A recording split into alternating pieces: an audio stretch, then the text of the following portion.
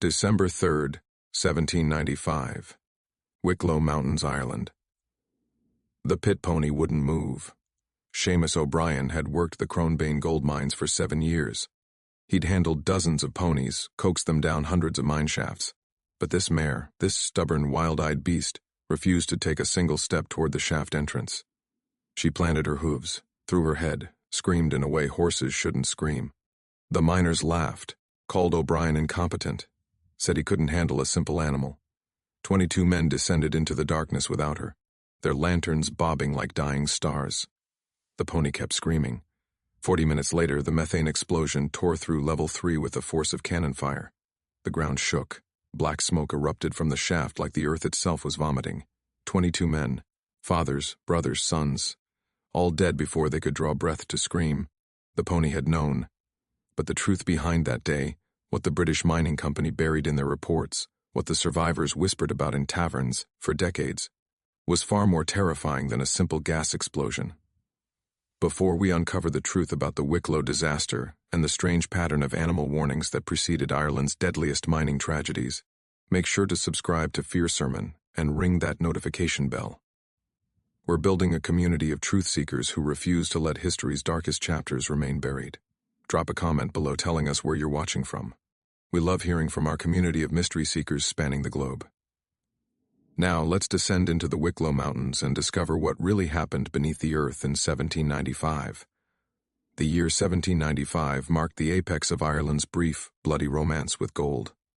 The Wicklow Mountains, that spine of ancient rock running through Ireland's eastern coast, had yielded the precious metal since 1795. The Cronebane mine, later known as the Gold Mines River Valley, represented Britain's desperate attempt to exploit Ireland's mineral wealth during the Revolutionary Wars with France. England needed gold. Ireland, as always, would provide it. The mine itself was a wound carved into the mountain. 3 levels descended nearly 200 feet into the earth, following thin veins of gold-bearing quartz. The work was brutal. Irish laborers crawled through passages so narrow they couldn't stand, their lungs filling with rock dust, their bodies broken by the endless cycle of drilling, blasting, and hauling. The British Mining Company, the Wicklow Gold Mining Consortium, brought in experienced Cornish miners as overseers. They introduced modern techniques, deeper shafts, more aggressive blasting, longer shifts. They also brought something else, a systematic disregard for the warning signs that Irish miners had respected for generations. The Irish workers understood the mountains. They knew about pockets of fire damp, what we now call methane gas. They recognized the smell of the earth before a collapse. They trusted their instincts, and more importantly, they trusted their animals. Pit ponies were essential to mining operations. These small, sturdy horses hauled ore carts through the tunnels, their strength and compact size making them invaluable underground. But Irish miners believed ponies possessed something beyond physical utility, a sixth sense for danger that humans had lost. The pony knows the mountain's moods, old Padraig Byrne told his grandson in 1793, 2 years before the disaster. When she won't go down, you don't go down. Not for wages, not for threat, not for anything. The British overseers found this superstitious nonsense. By November 1795, the Cronebane mine was producing modest amounts of gold, enough to justify continued operation despite the harsh winter approaching. The workforce consisted of 53 Irish laborers and 7 Cornish supervisors. Among the workers was Seamus O'Brien, a 28-year-old from Rathdrum who developed a reputation as the best pony handler in the valley. The mine's newest pony had arrived 3 weeks before the disaster. A small bay mare, nameless as most working animals were, she'd been purchased from a farm near Glendalough. From her first day, the mare seemed uneasy. She balked at the shaft entrance, required constant coaxing to descend, and often refused to enter certain tunnels entirely. The Cornish foreman, Thomas Whitmore, complained repeatedly about O'Brien's handling. "You're too soft with the beast," he'd say. "Use the whip, use the crop. Make her understand who's master." But O'Brien had noticed something else. The tunnels the mare refused to enter, the dead ends in Level 3's western branch, smelled wrong. Slightly sweet, slightly sulfurous. The mare's nostrils would flare, her eyes would roll white, and no amount of coaxing would move her forward. 3 days before December 3rd, another incident occurred that should have served as warning. November 30th, 1795. Level 2, Eastern Tunnel. The mare was hauling a cart of ore when she suddenly stopped, planted her feet, and refused to move. Not unusual for a stubborn animal, except for what happened next. She began to tremble violently, sweat pouring from her flanks despite the cold. Then she did something O'Brien had never witnessed in 7 years underground. She screamed, not a whinny or neigh, but a high, desperate shriek that echoed through the tunnels and brought work to a halt. Men emerged from side passages, their faces pale in the lamplight. The mare screamed again, a sound of pure terror, and then threw herself backward so violently she nearly overturned the cart. 20 minutes after they brought her to the surface, a section of Level 2's ceiling collapsed, crushing 3 ore carts and destroying a support pillar. If work had continued, if men had been in that passage, the death toll would have been significant. The Irish workers understood the message. The mare had sensed the instability, the subtle shifts in air pressure or ground vibration that preceded collapse. "She saved us," Michael Doyle said that evening, feeding the mare an apple with hands that still shook. She knew. But Thomas Whitmore filed a different report. In his neat, educated script, he wrote, "Minor collapse in Level 2 caused by inadequate timbering. The pony's behavior was coincidental, likely startled by a rat or shifting shadows. Recommend better training for Irish handlers who tolerate animal hysteria." The British Mining Company read this report and drew their conclusions. The mine was structurally sound. The Irish workers were superstitious. The pony needed better discipline. 3 days later, on December 3rd, the mare would refuse to descend. And this time, no one would listen. The morning of December 3rd, 1795, began with frost. Seamus O'Brien arrived at the mine at dawn, his breath clouding in the bitter air. The mare was already agitated in her pen, pacing the small enclosure, ears flat against her skull. When O'Brien approached with her harness, she shied away, something she'd never done before. "Easy now," he murmured, his voice soft. "What's got you spooked, girl?" The mare's eyes were wide, showing white all around. Her nostrils flared, testing the air. When O'Brien finally got the harness on, she stood rigid, every muscle tensed. At 6:30, the day shift assembled at the shaft entrance. 22 men, including Michael Doyle, Liam Murphy, Connor Walsh, and Patrick Hennessy. Young men mostly, none over 40. They carried their lunch pails, their pickaxes, their dreams of earning enough to feed their families through the winter. Thomas Whitmore was already there, clipboard in hand, recording names.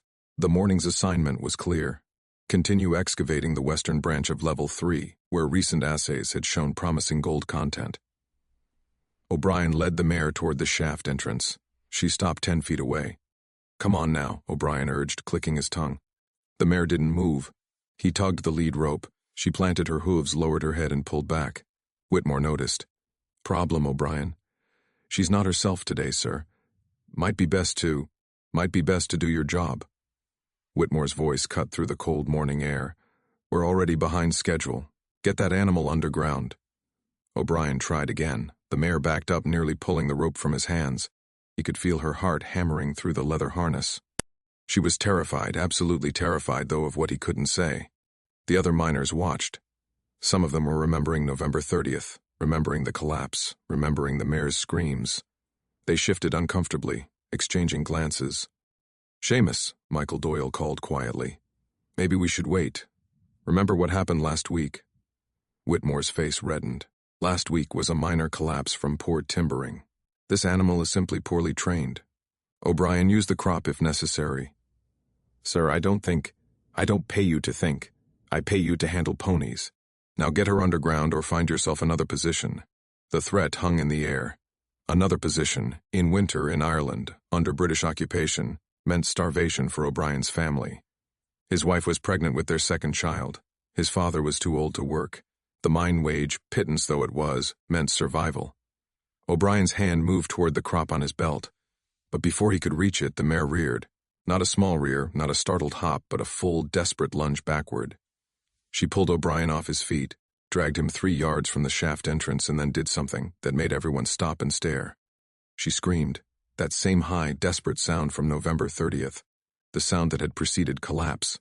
She screamed again, thrashing against the harness, her hooves striking the frozen ground with enough force to send up sparks. The Irish workers stepped back from the shaft entrance. Instinct, bred from generations of mining, told them to listen.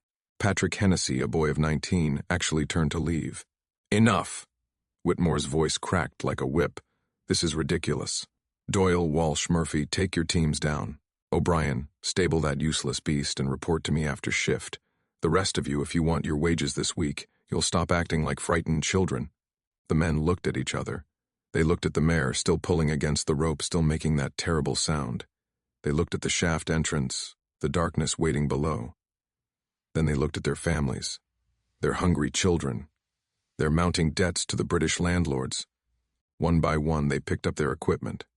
Michael Doyle approached O'Brien. "The pony knows," he said quietly. "We all know she knows." "Then don't go down," O'Brien replied, his voice desperate. "Michael, please." Doyle's face was grim. "I've 3 children. My wife's ill. If I lose this position—" He didn't finish. He didn't need to. "If you go down and she's right—" O'Brien couldn't finish that sentence either. At 6:47 a.m., 22 men descended into the Cronebane mine. Their lanterns cast dancing shadows on the shaft walls. Their footsteps echoed up from the darkness. The mare watched them go, still trembling, still terrified. O'Brien stood at the shaft entrance until the last lantern disappeared.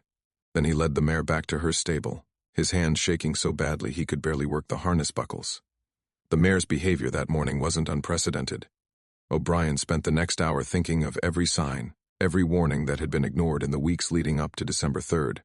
On November 15th, the mine's 2 terrier dogs, kept underground to kill rats, had refused to descend for an entire week.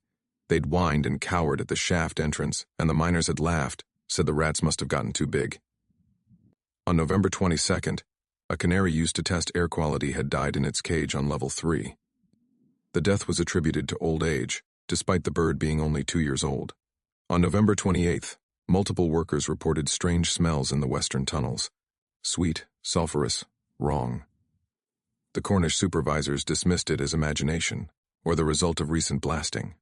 On December 1st, the mare had refused to enter the western branch at all, forcing workers to hand-carry equipment. Whitmore had written another complaint about O'Brien's incompetence. Now, December 3rd, and the mare had refused to go underground entirely. The pattern was clear. The animals knew. Something was wrong in those tunnels, something that went beyond normal mining hazards. But in 1795, the word of British overseers carried more weight than the instincts of Irish workers and their animals. O'Brien was sitting outside the mare's stable when he heard it. 7:32 a.m., a sound like thunder but coming from below. The ground shook, horses in the nearby paddock screamed.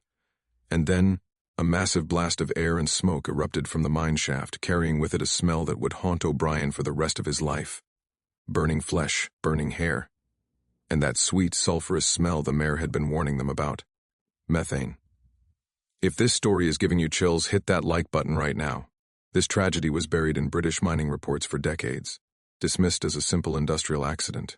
Share this with someone who loves dark historical mysteries. The truth about what authorities discovered in those tunnels needs to be heard. Let's discover what happens next. The explosion in level 3 of the Cronebane mine at 7:32 a.m. on December 3, 1795, was later calculated to have reached temperatures exceeding 3,000 degrees Fahrenheit. Methane gas, colorless, odorless, lighter than air, had been accumulating in the western branch for weeks. Each blast, each new excavation, released more gas from pockets in the rock. It rose to the tunnel ceilings, creating an invisible explosive layer that waited for ignition. A single spark from a pickaxe striking quartz was all it took. The blast wave traveled through level 3 at supersonic speed. Men were killed instantly, their bodies incinerated before their brains could register pain. Support timbers exploded into splinters. Rock walls cracked and buckled. The force was so great that it blew through the ventilation shaft and sent debris shooting 40 feet into the morning air. Thomas Whitmore was 20 yards from the shaft entrance when the explosion hit. The blast wave threw him backward, breaking 3 ribs in his left arm, but he survived. O'Brien, standing outside the stable with the mare, was far enough away to escape injury. He ran toward the shaft, joining the dozen other surface workers who scrambled to help. What they found made strong men weep. The main shaft, the carefully constructed tunnel that had taken months to dig and timber, was collapsed at multiple points. Smoke poured from the entrance, thick and black and choking. The ventilation shaft, designed to draw fresh air down, was drawing nothing but death up. "We have to get them out," O'Brien screamed, trying to push past Whitmore. No one goes down. Whitmore's voice was weak but firm. "The structure's unstable. There could be more gas. They're alive down there. Michael, Liam, Patrick, they're alive. "They're dead, O'Brien. They're all dead, but they weren't. Not yet." The rescue attempt began at 8:15 a.m. A crew of 12 volunteers, mostly Irish workers who had friends and family below, descended with wet cloths over their faces to filter the smoke. They made it 50 feet before the smoke became too thick, the heat too intense. They retreated, regrouped, tried again at 9:30 a.m. with better equipment, leather masks, longer ropes, water buckets to douse flames. They reached the first landing, 80 feet down, and found the first bodies. 3 men, burned beyond recognition. Their positions suggested they'd been trying to climb the ladder when a second explosion, likely a coal dust ignition triggered by the first, had overtaken them. The rescuers pressed deeper. Level 1 was a nightmare of collapsed timbers and shattered rock. They found 2 more bodies here, crushed under fallen ceiling stones. The smoke was thick enough to touch, black as pitch, and the heat suggested fires still burning deeper down. At 11:47 a.m. they heard tapping. Metal on rock, deliberate, rhythmic. The universal signal of trapped miners were alive. "They're in level 2, someone shouted. They made it to the refuge chamber. Every mine had them. Small, sealed chambers designed as last resort shelters. If you could reach one, seal the entrance with wet cloth and wait for rescue, you might survive. The tapping continued. 3 taps. Pause. 3 taps. 3 taps. 9 men alive in the refuge chamber, if the count was correct. The rescue crew worked with desperate speed. They cleared debris, reinforced weakened sections, fought through smoke so thick their lanterns were nearly useless. At 2:15 p.m., nearly 7 hours after the explosion, they reached the sealed door of Level 2's refuge chamber. They pulled away the cloth stuffing, called out, "We're here, we're getting you out." No response. They pried open the door. Inside were 4 bodies. 4 men who'd made it to safety sealed themselves in and then suffocated as the fire consumed all available oxygen in the surrounding tunnels. The tapping hadn't been a signal. It had been pipes settling, metal contracting in the heat, creating sounds that desperate men interpreted as hope. The rescue continued. They had to know. Had to confirm that all 22 were dead, or find the miracles that survived. They never reached Level 3. At 4:30 p.m., a structural assessment by a Cornish engineer named Robert Penrose declared the lower levels too unstable to enter. The explosion had created catastrophic damage. Entire sections of tunnel had collapsed. Gas levels remained dangerously high. Any attempt to reach Level 3 would likely result in more deaths. "We seal it," Penrose said. "We seal the shaft, fill it with stone, and mark it as a tomb." "There might be survivors," O'Brien protested. Penrose's face was stone. In Level 3, where the explosion originated, where temperatures reached thousands of degrees, where the methane burned so hot it melted support braces, he shook his head. "No one survived down there, lad. Be grateful anyone made it to Level 2, but O'Brien was right to protest. Because what the official investigation discovered 3 weeks later, when they finally excavated enough of Level 3 to assess the damage, changed everything they thought they knew about the disaster. The explosion hadn't originated in the western branch where the men were working. The epicenter was in an older, supposedly abandoned section of tunnel, a section that hadn't been officially open for weeks, a section where no workers should have been. And in that section, investigators found something that didn't appear in any official report. A deliberately placed bundle of oil-soaked cloth, positioned near a known methane vent, with evidence of recent disturbance. The Wicklow gold mine explosion wasn't entirely an accident. Someone had known about the gas buildup. Someone had created conditions that made explosion inevitable. Someone had timed it for the morning shift, when maximum workers would be underground. The mare hadn't just been sensing methane. She'd been sensing intent. The official British investigation into the Cronebane mine disaster began on December 10, 1795, 1 week after the explosion. The commission consisted of 3 British mining engineers, 2 representatives from the Wicklow Gold Mining Consortium, and 1 Irish magistrate, who was pointedly excluded from most deliberations. They examined the wreckage, interviewed survivors, and compiled a report that would be sealed for 30 years. The public report, released January 15, 1796, concluded, "The tragic loss of life at Cronebane mine was the result of natural methane accumulation, ignited by routine mining operations. The disaster highlights the dangerous nature of underground mining and the need for improved ventilation systems. No mention of the oil-soaked cloth. No mention of the abandoned tunnel. No mention of sabotage. But the sealed report told a different story. Robert Penrose, the engineer who declared the mine too unstable to excavate, had insisted on entering level 3 once the initial shock subsided. On December 18th, with a team of careful excavators, he'd reached the epicenter of the explosion. What he found was documented in his private journal, which wouldn't be discovered until 1847. The western branch, where workers were assigned, shows minimal damage from the initial blast. The force originated elsewhere.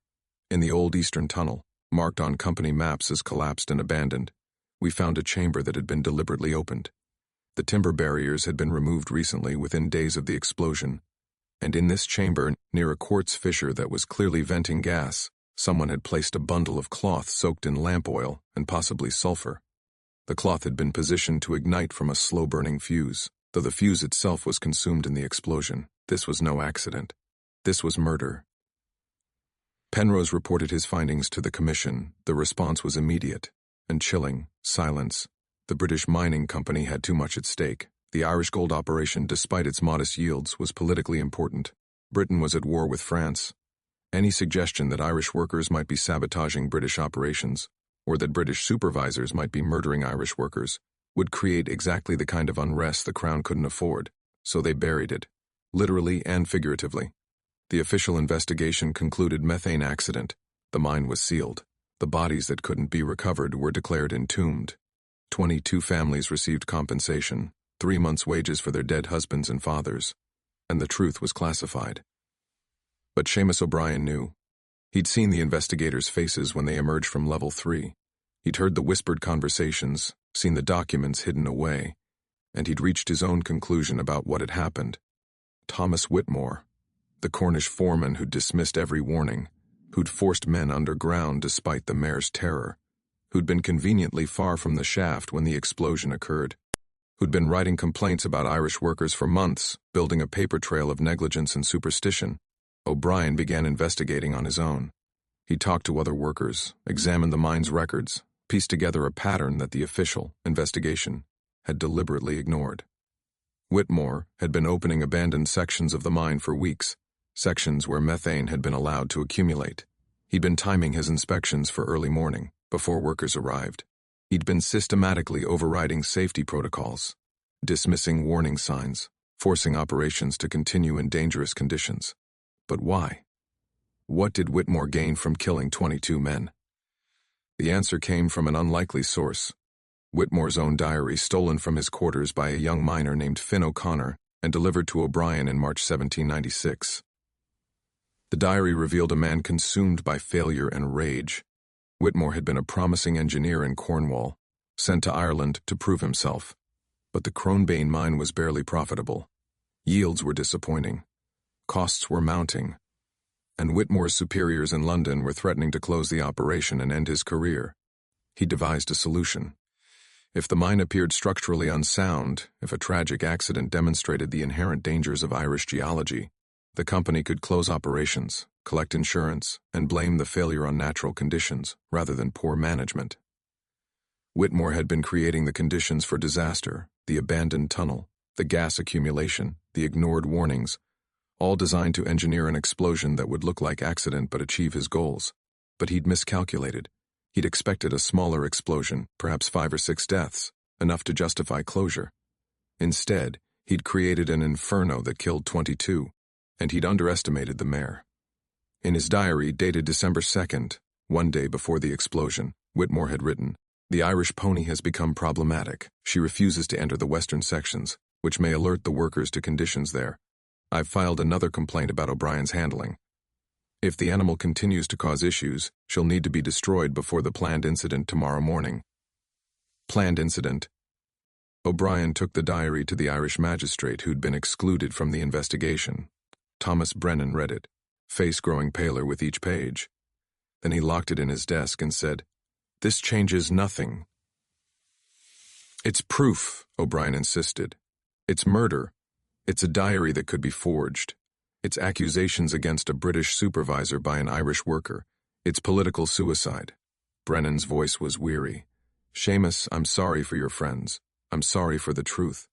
But if I bring this forward, I'll be removed from my position, possibly arrested, and the diary will disappear. Whitmore will continue his career, and you'll be blacklisted from every mine in Ireland.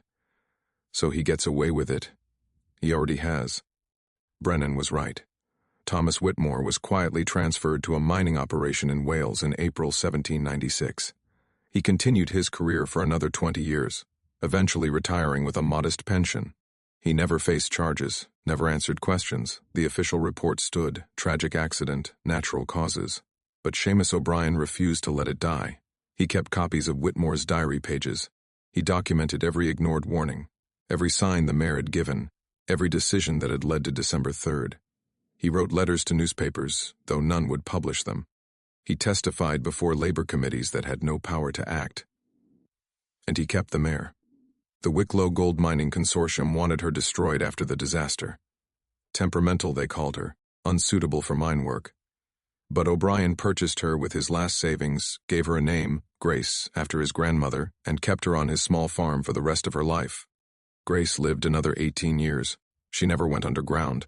Again. And according to O'Brien's granddaughter, who recorded family stories in 1863, Grace would still react violently whenever she smelled sulfur or lamp oil. The mare remembered what men had tried to forget. The Cronebane mine never reopened. The shaft entrance was filled with stone and concrete, sealed forever. A small memorial was erected in 1798, a simple stone marker with 22 names carved in Irish Gaelic. Families of the dead received no justice, no real compensation, no acknowledgement that their fathers and sons had died by design rather than accident. The British Mining Company dissolved the Wicklow operation in 1797 and moved on to other ventures. But the story spread. Irish miners across the country heard about Cronebane, about the mare that knew, about the warnings ignored, about the British supervisor who'd murdered workers to hide his failures. It changed how miners viewed their animals. The old Irish respect for animal instinct, which British supervisors had dismissed as superstition, became codified into informal safety practices. If the pony won't go down, you don't go down. If the canary dies, you evacuate. If the dogs refuse to enter, you seal the tunnel. Lives were saved because of what happened at Cronebane, because of what Grace had tried to tell them. But 22 men still died on December 3rd, 1795.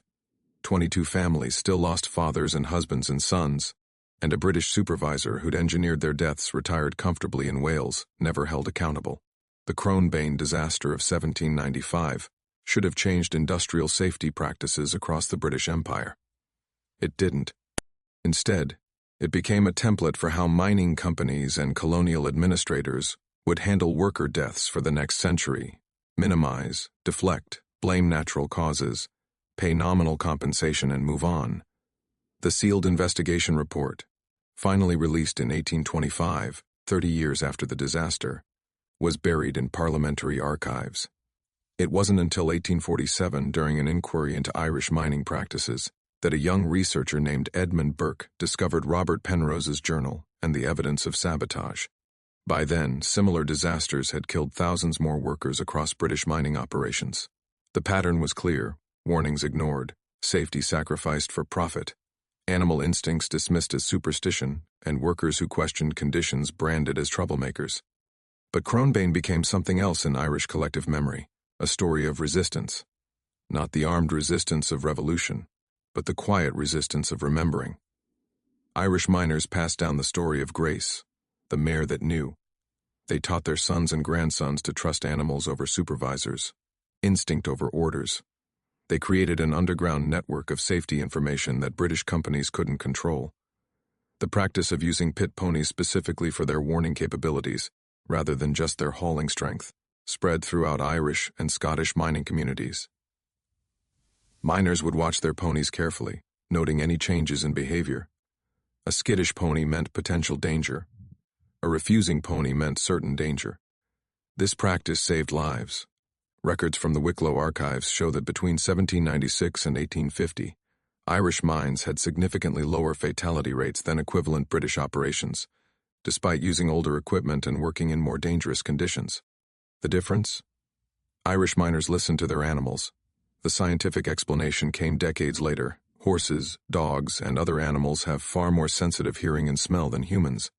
They can detect subtle changes in air pressure that precede collapses, concentrations of methane far below human detection thresholds, ultrasonic sounds from shifting rock formations, vibrations that indicate structural instability. Animals don't have supernatural senses, they simply perceive threats that humans miss. But in 1795, when British supervisors called this superstition, they were really saying we value profit over safety, and we won't let Irish workers challenge our authority. The broader implications extended beyond mining.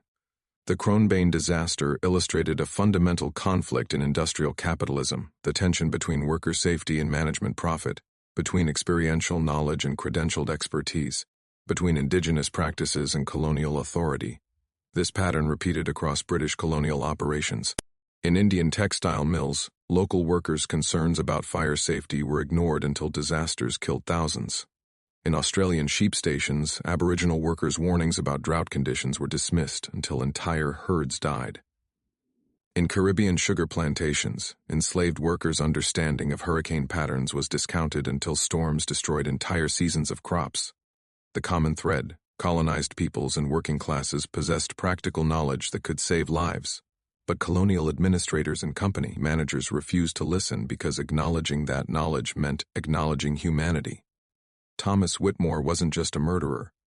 He was a product of a system that devalued Irish lives, Irish knowledge, and Irish experience. His diary reveals a man who genuinely believed that killing workers to salvage his career was a reasonable trade-off. Not because he was a monster, but because the system he operated within had taught him that Irish lives were expendable. The compensation offered to victims' families, 3 months' wages, reflected this calculation. The company had assessed the economic value of an Irish miner's life and determined it equaled roughly 12 weeks of labor. Grace the mare, by contrast, was initially valued at 2 years' wages. The company considered her more economically valuable than any individual worker. When she failed by refusing to descend, they wanted her destroyed not as punishment, but as removal of a malfunctioning asset. This is the horror at the heart of Cronebane. Not just that 22 men died, not just that their deaths were engineered, but that the system which enabled those deaths was functioning exactly as designed. The Irish famine of 1845 to 1852 would later demonstrate this same calculus on a national scale. British administrators had ample warning of the coming disaster: crop failures, blight patterns, food shortages, but dismissed Irish concerns as exaggeration. When millions died, the official response was similar to Cronebane: tragic accident, natural causes, no one to blame. But some things did change because of Cronebane. In 1842, Britain passed the first law regulating working conditions in mines, though enforcement remained weak. In 1850, Irish mining cooperatives began forming, giving workers more control over safety decisions. By 1875, the practice of mandatory animal safety indicators, ponies, canaries, dogs, was written into mining law across the British Empire. These changes came too late for Michael Doyle, Liam Murphy, Connor Walsh, Patrick Hennessy, and 18 other men who died in Level 3. But their deaths, and Grace's warnings, eventually saved thousands of others. Seamus O'Brien lived until 1843. He never worked in a mine again after Cronebane. Instead, he became an advocate for worker safety, traveling across Ireland to teach miners how to read animal warnings. He kept Grace until her death in 1813, and afterward kept her bridle and harness, which his family preserved for generations. His great-great-granddaughter donated these artifacts to the Wicklow Heritage Center in 1992. They're displayed alongside the memorial plaque from the mine entrance, the 22 names still legible in the Irish Gaelic script, and beside the artifacts is a quote from O'Brien's journal, dated December 3, 1845, 50 years to the day after the disaster. She tried to tell us. Grace tried to warn us. We knew what she meant, but we went down anyway because we needed the wages. That's the real crime. Not that the pony couldn't speak our language, but that we couldn't afford to speak hers. The mare knew. That's the truth that haunts the Cronebane disaster. Grace sensed the danger, the accumulating methane, the structural instability, the wrongness in those tunnels. She communicated as clearly as any animal could. She planted her hooves, threw her head, screamed her warnings. and men died because other men decided profit mattered more than listening. What do you think drove Thomas Whitmore to engineer such a catastrophic explosion? Was it pure careerism, or something darker? How many other accidents in industrial history were actually calculated murders of expendable workers? Leave your theories in the comments below. The Wicklow Heritage Centre maintains records of the Cronebane disaster. If you have ancestors who worked in Irish mines, you might find their names in the archives. The story of Grace and the 22 miners deserves to be remembered, not buried like the British tried to bury it. This is why we created Fear Sermon, to uncover the lost chapters of history that powerful institutions tried to erase. Stories of ordinary people, ordinary animals, and extraordinary warnings ignored by those in power. Subscribe for more dark historical mysteries that reveal uncomfortable truths about how little human life was valued in pursuit of profit. Ring that notification bell so you never miss when we expose another buried tragedy. We are building a community of truth seekers who refuse to let these stories die. Join us. See you in the next video. End screen, images of Grace's preserved bridal, the memorial stone with 22 names, and a photo of the sealed mine entrance, now overgrown with moss and forgotten by time.